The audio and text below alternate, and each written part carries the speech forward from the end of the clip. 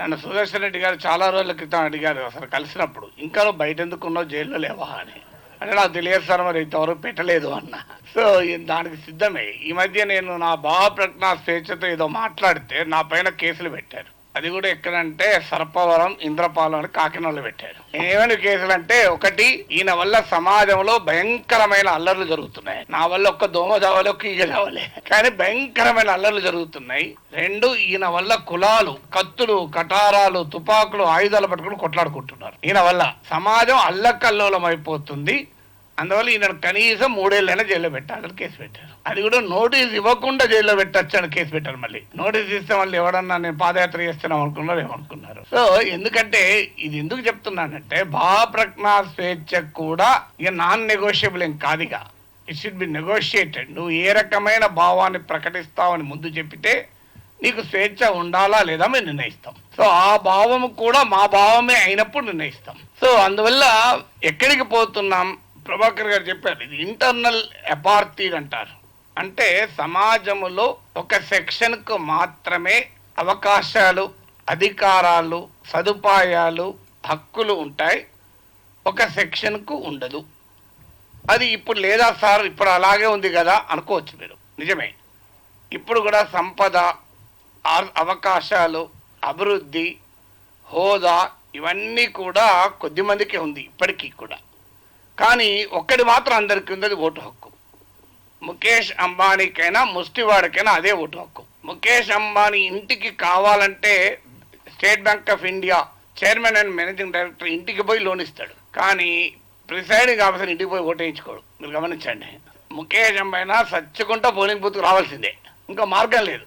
అది ఓటు యొక్క గొప్పతనం. అంటే 1 vote 1 value. భారత రాజ్యాంగం అంబేద్కర్ గారు మొదట్లో చెప్తారు, 1 vote 1 value సాధించాం, కానీ 1 man 1 value సాధించినప్పుడే నిజమైన ప్రజాస్వామ్యం అంటాడు. ఇప్పుడు ఆ 1 man 1 value తర్వాత సంగతి. ఈ 1 vote 1 value ఉండదు. ఇక అక్కడ పంచాయతీ అసలు ఉండకపోతే ఏమవుతుంది. మీకు పరకాల గారే చెప్పారు, ప్రభాకర్ గారు చెప్పారు, ఇజ్రాయిల్లో ఒక పార్ట్ వరకు చెప్పారు.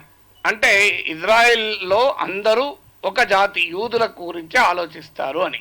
మిగతా వారి గురించి ఆలోచించకపోయినా ఇబ్బంది ఏం లేదు, వాళ్ళు అలా బతకచ్చు. కానీ వాళ్ళను బతకకుండా కూడా చేస్తారు, ఊచకొతకు వస్తారు. అది ఇంకా ప్రమాదకరం. అంటే ఇజ్రాయెల్లో జరుగుతున్నది ఏంటంటే, నాన్ జ్యూస్ బతకకూడదు అంటే ఒక రకమైన హ్యూమన్ జెనోసైడ్ మనం చూస్తున్నాం. గాజాలో 65-70 లక్షల మందిని చంపేశారు. అంటే డిసెన్ఫ్రాంచైజ్తో మొదలై తర్వాత ఏమవుతుందంటే, you have no right to live, అక్కడ దాకా వెళ్తుంది. సౌత్ ఆఫ్రికాలో ఏం జరిగిందో చెప్తాను. సౌత్ ఆఫ్రికాలో ఇప్పుడు గవర్నమెంట్ లేనప్పుడు, కొలోనియల్ గవర్నమెంట్ ఉన్నప్పుడు, వైట్ మెజారిటీకి మాత్రమే ప్రివిలేజెస్ ఉన్నప్పుడు, వారు ఇప్పటికీ కూడా ప్రివిలేజెస్ 7% ఉంటారు south Africa population. 70-80% of land వాళ్ళ చేతులు ఉంటుంది. ఈవెన్ టుడే 70-80% ల్యాండ్ వాళ్ళ చేతులు ఉంటుంది.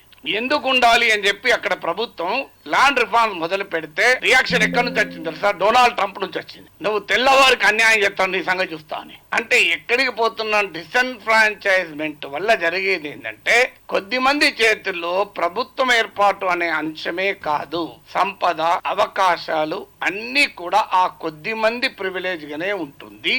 మిగతా వారు జీవోత్సవాలుగా బతకాలి. అది కూడా బతకనిస్తారో లేదో తెలియదు.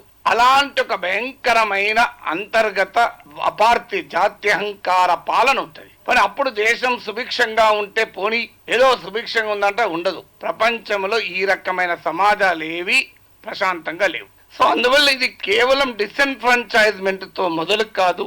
ఇది ఎక్కడికి వెళ్తుంది అంటే, ఒక హ్యూమన్ ఎగ్జిస్టెన్స్ లోనే తేడా వచ్చే స్థాయికి వస్తుంది. అందువల్ల ఇజ్రాయెల్ అనుభవం కానీ, సౌత్ ఆఫ్రికా అనుభవం కానీ, నల్ల జాతీయుల సమస్యలు అమెరికాలో చూసాం మనం.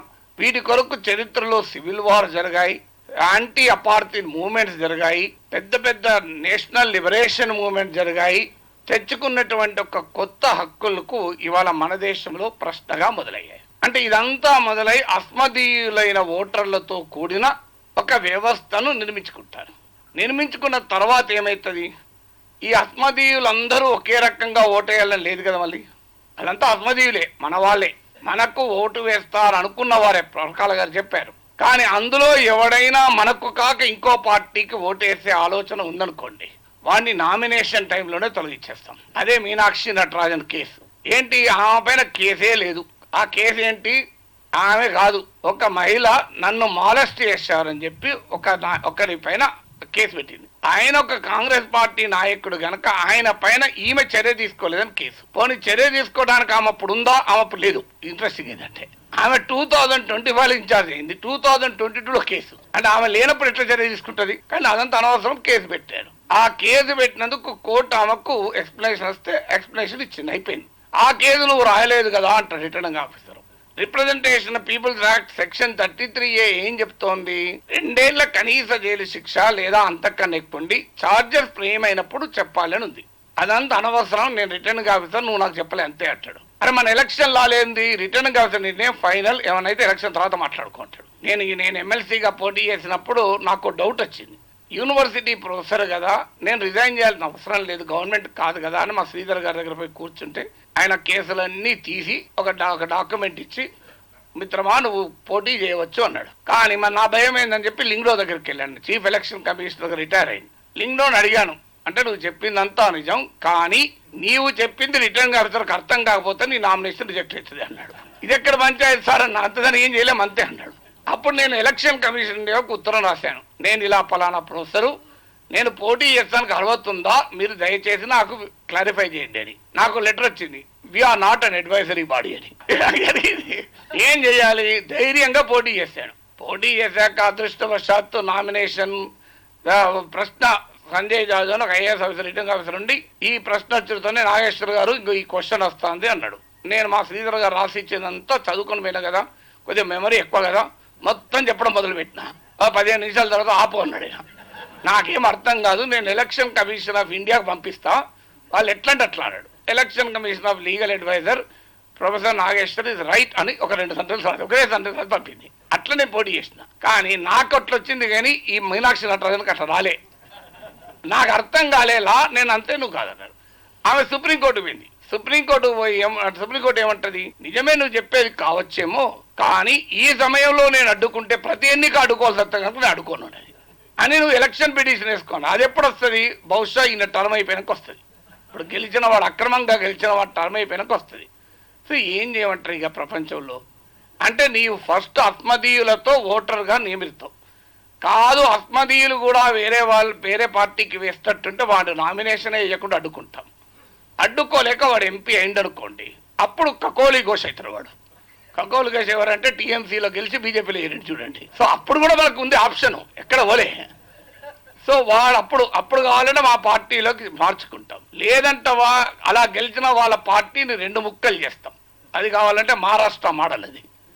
సో ఇలా ఇవన్నీ చేసిన తర్వాత కూడా నువ్వు అలాగే ఉన్నావు అనుకోండి, ఇక అప్పుడు ఏం చేస్తాం? అప్పుడు ఆలోచిస్తాం, జమిలీ పెట్టి ఎన్నికల ముందే నడిపించేస్తాం. అంటే ఏమన్నా చేస్తాం, నిన్ను మాత్రం రానివ్వం. ఈలోగా మరి ఈ అస్మదీయులందరూ తమకే ఓటేసేటట్టు ప్లాన్ చేస్తున్నారు కదా ఎస్ఆర్ వల్ల. కానీ అస్మదీయులకు ఎవడో నాలాంటోడో, పరకాల ప్రభాకర్ లాంటోళ్ళు, శ్రీధర్ లాంటోళ్ళు ఏమన్నా చెప్తారు కదా, చెప్పి వీళ్ళ మైండ్ మార్చే ప్రమాదం ఉంటుంది కనుక వీడి నోరు నొక్కేయాలి. ఎట్లా నొక్కేయాలి? వీడు మీడియాలో కనబడద్దు. మీడియాలో మా వాయిసే ఉంటుంది. ఎదుటి వాడు ఏమన్నా ఉంటే ఉతికారేస్తాం. మీరు దానికి ఉదాహరణ అర్నబ్ గోస్వామి, ఆయన చూస్తే తెలిసిపోతాయి, ఏమని మాట్లాడియాడు. ఒక గంట సేపు ఉంటే 2 నిమిషాలు మాట్లాడే అవకాశం వస్తుంది. నువ్వు పొరపాటు మాట్లాడితే నేను యాంటీ నేషనల్ అని చెప్పి ఒక్కపడేస్తాడు. నేను అట్లా అనుభవించి లాస్ట్కు మాట్లాడే మానేసిన. సో అందువల్ల మీడియాతో మొత్తం కంట్రోల్ చేస్తారు. మీడియాతో కంట్రోల్ కానప్పుడు అవుతుంటే ఈ లోపల సోషల్ మీడియా లేచి, ఓహో నువ్వు మీడియాలో కంట్రోల్ చేస్తావు తప్ప, కానీ మా టెక్నాలజీ మాకుంది, మా సెల్లులో మేము మాట్లాడి ఫేస్బుక్లో పెడతాం. ఏమైతే ఫేస్బుక్లో పెడితే మా అటెండర్ అడిగినా, పేపర్లు చూస్తావా అంటే చూడసార్ అన్నాడు, టీవీ చూస్తావా అంటే చూడసార్ అన్నాడు. మరి న్యూస్ అన్నీ ఎట్లా చెప్తావు అన్నా అంటే, అక్కడ సావంగాని ఇక్కడ పీనుగలేస్తుంది కదా సార్ అన్నాడు. అదేందయ్యా అన్న, అక్కడ సావంగాని ఇక్కడ పీనుగలేస్తుంది కదా సార్ అన్న. మళ్ళీ అంటే అక్కడ ఏదైనా వార్త కావాలి ఇక్కడ ఫేస్బుక్లో వస్తుంది, మేము లైక్ కొడతాం కదా సార్ అన్నాడు. ఓహో అయితే ఇట్లాంటి పీనుగలు లేపే వాళ్ళు ఉన్నారు, నాగేశ్వర్ లాంటి వాళ్ళు, పరకాల గారు అంటూ, శ్రీధర్ అంటూ అని చెప్పి వీడిని ఎట్లా ఆపాలి అని చెప్పి దానికో మార్గం ఉన్నారు. వీళ్ళై ఎక్కువ మంది చూడకుండా ఏం చేయాలంటే యూట్యూబ్ని మేనేజ్ చేసి రికమెండేషన్స్ లేకుండా చేయాలి. దానికి ఉదాహరణ రవీష్ కుమార్ ధ్రువటి, వాళ్ళ వీడియోలు రికమెండేషన్ కాకుండా చేస్తున్నారు. అలాగనప్పుడు ఏం చేయాలి? వీడి ఛానల్ను బదనాం చేయాలి, అన్సబ్స్క్రైబ్. దానికి నాగేశ్వరకు ఉదాహరణ. గత 15 రోజులుగా అన్సబ్స్క్రైబ్ ప్రొఫెసర్ నాగేశ్వరన్ పెద్ద మూవ్మెంట్ నడుస్తుంది. ఆ మూవ్మెంట్ వల్ల 6-7 వేల మంది వెళ్ళిపోయారు. పీడా పోయింది. వాళ్ళు ఎట్లా తిట్టడు నన్ను, వాళ్ళంతా వెళ్ళిపోయారు. ఇప్పుడు మంచిగా హాయిగా అయింది. రియల్ స్పెషల్ ఇంటెన్సివ్ రివిజన్ అయిపోయింది. నాకు మా కోరుకునే సర్రే అయింది అది. ఆ పనికి వాళ్ళంతా పోతున్నాయమే కదా నాకు. సో అంటే అట్లా నిన్ను నీ రీచ్ ఆపేస్తాం. అది కాకపోతే నీ పైన కేసు పెడతాం. ఏం కేసు పెడతాం? ఇంకో నేను మొదట్లో చెప్పాను కదా, నువ్వు అల్లర్లు సృష్టించినావు, కులమే మాట్లాడలే, చిచ్చు పెట్టినావు. అరే నా మాటల వల్ల ఒక దోమ కావాలి, ఈగ కావాలంటే అదంతా అనవసరం, మనుషులు అయితే చచ్చిపోతారేమో అని మాకు అనుమానం అంటాడు. అరే అనుమానంతో కేసు పెడతావు, పెడతాం సార్ అంటాడు. అంటే అదేంట్లో నువ్వు చెప్పిన మహాభారతం హిందుత్వాన్ని ఒప్పుకోదు కదా అని నేను అంటాడు. మళ్ళీ ప్రశ్న, హిందుత్వం ఒప్పుకోదు కదా, ఎందుకంటే మహాభారతం ఎలా మొదలైందో మీకు చాలా మంది తెలుసో తెలియదు. మహాభారతం ఒక కుక్క ప్రశ్న అడగడంతో మొదలైంది. ఆది పర్వంలో సారమేయ వృత్తాంతం అని ఉంటుంది. అందులో సరమ అనే ఒక కుక్క వచ్చి జనమేజయుడు ఎవరో తెలుసా? అర్జునుడి కొడుకైన అభిమన్యుడి కొడుకైన ఉత్తర కుమారుడు కొడుకైన జనమేజయుడు. అంటే మహావీరుడైన అర్జునుని మునుమనోడు. అంత పవర్ఫుల్ కింగ్ దగ్గరకు వచ్చి కుక్క అడుగుతుంది, నా బిడ్డ అయిన సారమేయుణ్ణి మీ వాళ్ళు కొట్టారు, ఎందుకు కొట్టారు అని అడుగుతుంది. అంటే యజ్ఞపాత్రల్ని అపవిత్రం చేస్తుందేమో అని అనుమానంతో కొట్టాము అంటాడు. అపవిత్రం చేస్తే కొట్టాలి కానీ అనుమానంతో ఎట్లా కొడతావు? ఇది ప్రివెంటివ్ డిటెన్షన్ కదా అని అడుగుతుంది. అని ప్రివెంటివ్ డిటెన్షన్ ఇది ఇల్లీగల్ అని చెప్తుంది సుప్రీంకోర్టు చెప్పకముందే. చెప్పి నువ్వు ఎట్లా కొడతావు అని అడుగుతుంది. అదే ఇప్పుడు ఉన్న నరేంద్ర మోడీ జనమేజయుడు కాదు, నాగేశ్వర్ కుక్క కన్నా ఎక్కువనే కదా, మరి నాకు హక్కు ఉండదా? సమస్యది అంటే లేదు. అట్లయితే నువ్వు హిందూ ద్రోహి అంటే వేస్తారు మళ్ళీ. నువ్వు హిందూ మతం గురించి మాట్లాడుతున్నావు, హిందూ ద్రోహి, నువ్వు చైనా ఏజెంటు, నువ్వు చైనేశ్వర్ లేకుంటే పాకేశ్వర్ అంటారు. అరే నేనెట్లా చైనేశ్వర్, నేనెట్లా పాకేశ్వర్ అయితే? మీ కాలంలోనే కదా చైనాతో ఎక్కువగా ట్రేడ్ జరిగింది అంటే అది అనవసరం, మేము దేశం కొరకు ట్రేడ్ చేస్తాం, నువ్వు మాత్రం కాదంటాడు. అరే ఏ రకంగా చేసి మా మాటే నిలబడుతుంది, మేమే అధికారంలోకి వస్తాం, మేము చెప్పిందే రాజ్యం, మేము చెప్పిందే శాసనం, ఇవన్నీ చేసి అయినా కూడా మాకు సంబంధం లేనోడు రాష్ట్ర ప్రభుత్వం ఎన్నికైతే గవర్నర్ వస్తాడు. మళ్ళీ వచ్చి రాష్ట్ర క్యాబినెట్ రాసిన టెక్స్ట్ నేను చదవంటాడు. లేదు మెజారిటీ రాకపోతే నీకు మెజారిటీ లేదు కనుక నేను ప్రమాణ స్వీకారం చేయ అంటాడు. మరి నేను తప్ప వేరేటోడు అడుగుతాడు కదా, అదంతా నాకు అనవసరం అంటాడు. ఇప్పుడు తమిళనాడులో విజయ్కి అయింది కదా, అరే నేను ఒక్కడే ఉండడు, ఇంకా వేరేటోడు కూడా అడగలే, అనవసరం, ఎవ్వరు లేకపోతే ఖాళీ ఉంచుతా, కానీ నేను మాత్రం నీటి ఒప్పుకోను. సో నీవు ఒప్పుకోనని చెప్పి లేదంటే నేను కేరళ వెళ్ళిపోతా. అది దానికి ఉదాహరణ తమిళనాడు. మహారాష్ట్ర గవర్నర్ తమిళనాడు ఇన్ఛార్జ్ ఉంటే వారం రోజులు రాలే, నేను రాను, నాకు పని ఉన్నది. మా ఊరికి వెళ్ళినా ఈ లోపల నీ ఎమ్మెల్యేలో మా వాడు కొనుక్కుంటాడు, కొనుక్కునే దాకా నేను రాను, కొనుక్కున్న తర్వాత వస్తా. ఈ లోపల ఎవడైనా కొనుక్కున్నంటే రాత్రి 1 గంటకు నేను ప్రమాణ స్వీకారం చేస్తాను. మహారాష్ట్రలో అదే జరిగింది. నైట్ 1 o'clock ప్రమాణ స్వీకారం చేశారు. అంటే కాలరాత్రి ఎవడు రాకుండా, గజ దొంగలు కూడా రావడానికి భయపడే టైంలో ప్రమాణ స్వీకారం చేస్తారు. అంటే ఎన్ని రకాలుగైనా చేస్తాం. గవర్నర్తో కూడా లేదంటే నేను గవర్నర్తో నిన్ను పనిచేయనీయం. అప్పటికి కూడా నువ్వు వినలేదనుకోండి, సిబిఐ ఈడీ ఐటీ వచ్చి నీ మీద కేసు పెడుతుంది. కేసు పెడితే అరెస్ట్ అవుతావు. మరి కేసు మీద జడ్జి ఏమన్నా తప్పుడు ఇస్తారంటే మా వాడిని జడ్జిగా పెట్టుకుంటాం. అదెట్లా నువ్వు జడ్జి నువ్వు రెక్యూజ్ చేయాలి అంటే అదెట్లా రెక్యూజ్ చేస్తావు, నీ మీద డిఫమేషన్ ఇస్తామంటాం. నువ్వు ఏమన్నా చెప్పి ఇదంతా కాదు, ఈ పంచాయతీ ఎందుకని జడ్జిలు మేమే నియమించుకుంటామని ఈ మధ్య లా మినిస్టర్ చెప్పేశారు, ఓపెన్గా చెప్పాడు. మేమే నియమించుకుంటాం, పార్లమెంటరీ సావర్నిటీ, మాకు అధికారం, మాకు ప్రజలు అధికారం ఇచ్చారు కనుక మేమే న్యాయమూర్తులు నిర్ణయించుకుంటాం, మీరెవరు అంటాడు. అంటే ఆఖరికి ఇదంతా కాదయ్యా, మరి రాజ్యాంగం ఉన్నది, రాజ్యాంగ పదాలు తీసేస్తాం అని చెప్పి పేపర్లు అడ్వర్టైజ్మెంట్లో సెక్యులర్ సోషలిస్ట్ పదాలు లేకుండా అడ్వర్టైజ్ చేశారు. ఓపెన్గానే లేవు, ఆ పదాలే లేవు, తీసేస్తాం. అంటే ఏదే స్థాయికైనా వెళ్తాం. అందువల్ల ఇదేదో స్పెషల్ ఇంటెన్సివ్ రివిజన్తో మొదలు కాలేదు, దాంతో ఎండ్ కాదు. ఇది మొదలైంది ఏంటంటే character of the Indian state and Indian సొసైటీని రీఆర్గనైజ్ చేసేటువంటి ఒక కార్యక్రమాన్ని చేపట్టారు. అది ఇజ్రాయలైజేషన్ ఆఫ్ ఇండియానా లేదా సౌత్ ఆఫ్రికా లాంటి ఒక ఇంటర్నల్ అపార్థీడా, దానికి నువ్వు ఏ పేరైనా పెట్టు, there is a very, very serious attempt to reorganize Indian state and Indian society. దాన్ని ప్రశ్నిస్తే నిన్ను బొద్దింకలట్టం. సో నీ బొద్దింకలే కాదు, నిన్ను ఎన్ని రకాలుగా అవమానించాలో అన్ని రకాలుగా అవమానిస్తాం. నిన్ను ఎంత బదనాం చేయాలో అంత బదనాం చేస్తాం. నీకు వేరే పార్టీల కండవలేసి తిప్పుతాం. అదంతా నా అనుభవం. అది సో నిన్న నేను ఈ కాక్రోచ్ జనతా పార్టీ మీటింగ్లో మాట్లాడితే వేటి న్యూస్లో అది ట్రెండింగ్ నెంబర్ 1, 10 లక్షల మంది చూశారు. వెంటనే వీళ్ళందరూ వచ్చి డిస్లైక్ కొట్టడం మొదలుపెట్టారు. 7,000 లైక్లు వస్తే 10,000 డిస్లైక్లు అయ్యాయి. అంటే నువ్వు ఏమన్నా చేయి, నిన్ను డీలెజిటిమైజ్ చేస్తాం, నిన్ను ఎన్ని రకాలుగా చేయాలో అన్ని రకాలుగా చేస్తాం, అయినా కూడా మేము అట్లే బతుకుతాం అని మాలాంటి వాళ్ళు కొంతమంది ఇట్లా బయలుదేరి దేశం మీద పడుతున్నాం. మీలాంటి వాళ్ళు మాకు అవకాశం ఇస్తున్నారు, సాంబశివరావు లాంటి వాళ్ళు పిలిపిస్తున్నారు. అందువల్ల మా సర్వైవల్ ఇన్స్టింక్ట్ చాలా గొప్పది. ఏం వర్రీ కాకండి, ఎన్ని చేసినా we will continue to survive.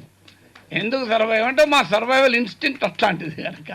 So అందువల్ల అయితే ఇది మనము ఎదుర్కోకపోతే ఏమవుతుందంటే రోజు రోజుకు ఇలాంటి సర్వైవల్ ఇన్స్టింక్ట్స్ ఉన్న జాతి అంతరించిపోతున్న జాతి అవుతుంది.